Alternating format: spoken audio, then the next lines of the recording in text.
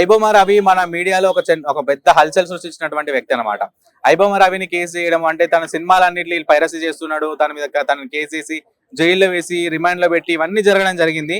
ఒక మధ్యతరగతి కుటుంబం వాడికి మాత్రం ఐబొమ్మ రవి దేవుడేనండి. ఎందుకంటే వందలు వేలు పెట్టి సినిమాలలో థియేటర్లకు వెళ్ళి సినిమాలు చూడలేమనే అనేటువంటి కొంతమంది ఉన్నట్లయితే ప్రొడ్యూసర్స్ డైరెక్టర్స్ మా సినిమాని ఇలా అమ్ముకుంటున్నాడు అంటే ఫ్రీగా జనాలకు చూపిస్తున్నాడు అని చెప్పేసి వాళ్ళకి శత్రువు అవడం జరిగింది. కానీ మనం చూసుకున్నట్లయితే ఓటీలలో కూడా వేల రూపాయలు ఒక సినిమా చూడాలంటే 100-150 రూపాయలు అడుగుతున్నారు.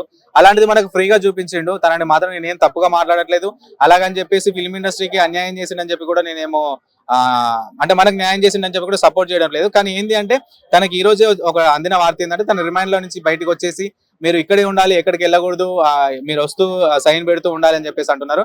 కానీ ఇక తనను వదిలేస్తే మంచిది అనిపిస్తుంది. ఎందుకంటే తను చేసిన తప్పేం లేదు. అలాంటి మరి ఐబొమ్మ రవిని పట్టుకున్న తర్వాత సినిమాలు ఏమైనా ఆగిపోయినాయా మనం చూడట్లేదా? ఇప్పుడు మొన్న వచ్చిన సినిమా కూడా మనశంకర వరప్రసాద్ కూడా ప్రతి ఒక్క సినిమా మళ్ళీ వస్తూనే ఉన్నాయి, మూవీ రూల్స్ లో వస్తున్నాయి, వేరే వెబ్సైట్లలో వస్తున్నాయి. వచ్చినప్పుడు చూస్తూనే ఉన్నాం కదా.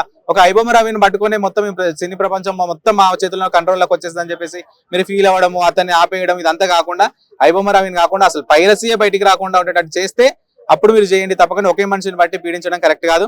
ఈ మనిషిని ఇప్పటితో ఆపేసి ఇంకా తనని మొత్తం కేసు కొట్టేసి బయటికి తీసుకురావాలని నేను ఒక జనాలుగా ఒక ఆడియన్ గా నేను కోరుకుంటున్నాను.